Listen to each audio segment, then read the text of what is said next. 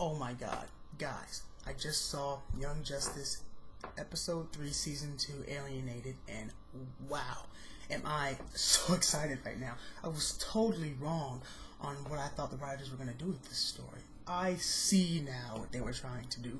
These writers are like the Christopher Nolan of The Dark Knight, where you think, I don't know if this is going to be a right direction for Batman. I don't know if this is probably what's going to make sense. And then when you see it, you go, oh my god, these guys have proven me wrong, and they've blown me away.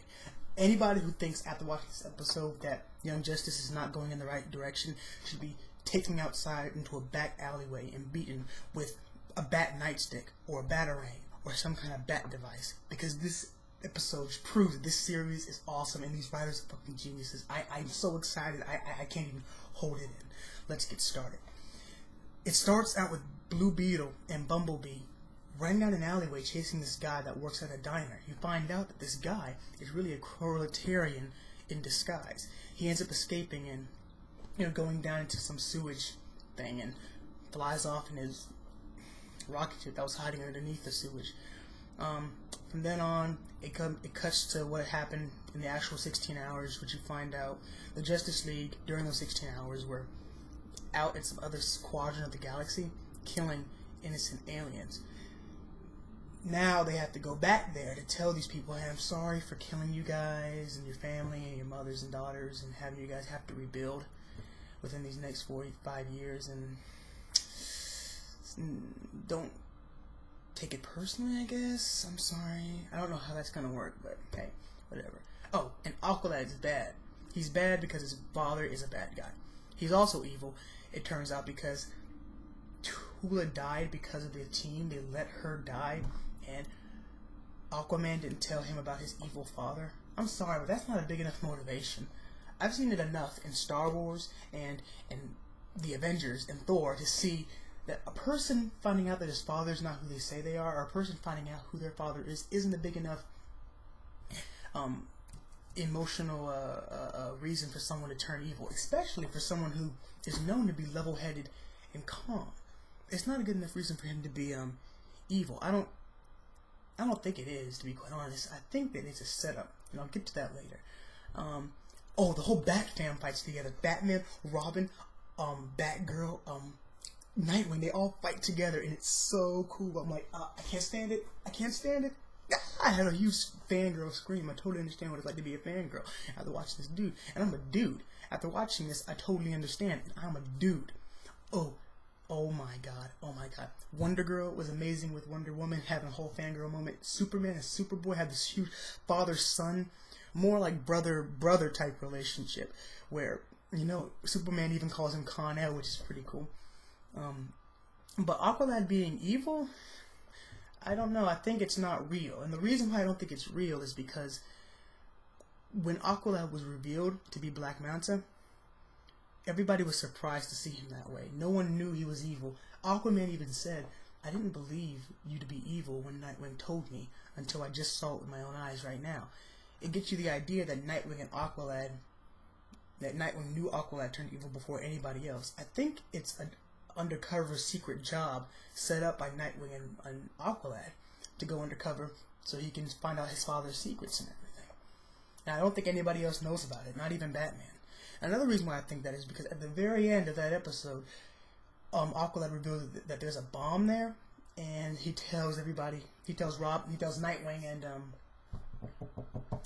Superboy, hey, there's this bomb here. You can take me down, you can disarm this bomb. And he comes swimming, and he swims off and escapes. Robin looks at the bomb, sees if he can disarm it. He says, no, I can't disarm it. Not even going to try.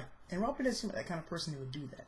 And then when Superboy said, I'll disarm it, and lifts up his fist to try to punch it out or something, Robin's like, no, it could have motion sensors or tracking sensors. You can't punch it. We can't do it. Nope, not going to do it. The way he kind of just pushed Superboy off was like, you're kind of ruining the plan that me and Aqualad had. That's what it kind of felt like.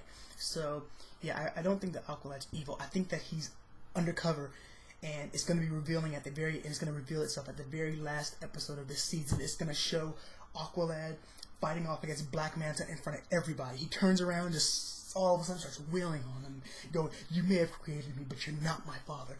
Fathers are kind. Fathers protect you. Fathers raise you.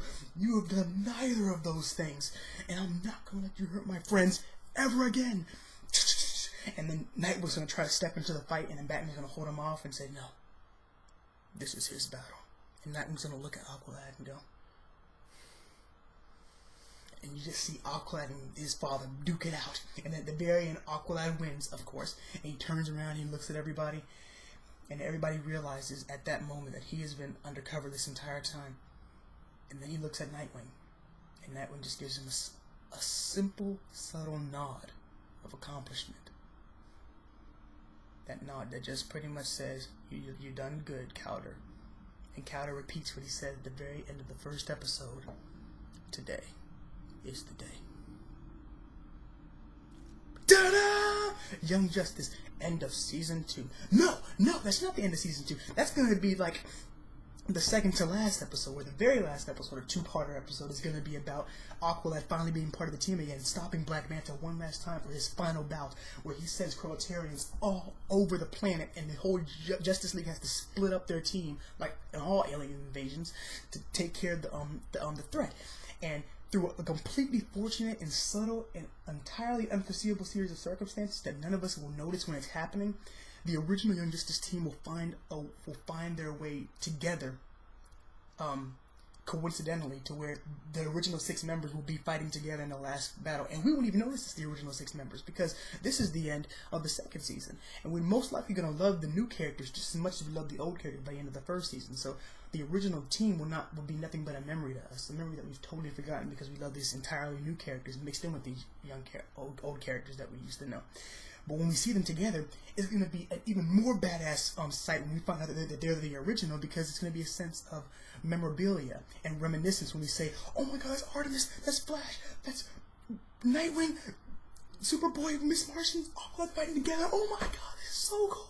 You guys are fucking evil geniuses. I fucking love this. I fucking love this. Oh my God." And it's going to end. It's going to end with Aqualad and everybody else at the Young Justice Cave.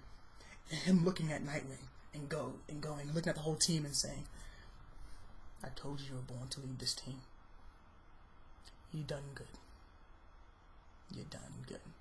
And then Nightwing saying, "Welcome back, Cowder." And then Cowder saying, "It's good to be back, leader." Young Justice logo appears. Ta-da! End of season 2. That's what's gonna happen. I swear to God, it's gonna be so amazing. I'm so excited for the next episode. I really am so excited. That's my review. What do you guys think? Do you guys think this is what's gonna happen? Do you guys like this episode? Do you guys like what happened to Cowder? I'd like to hear your opinions. Goodbye.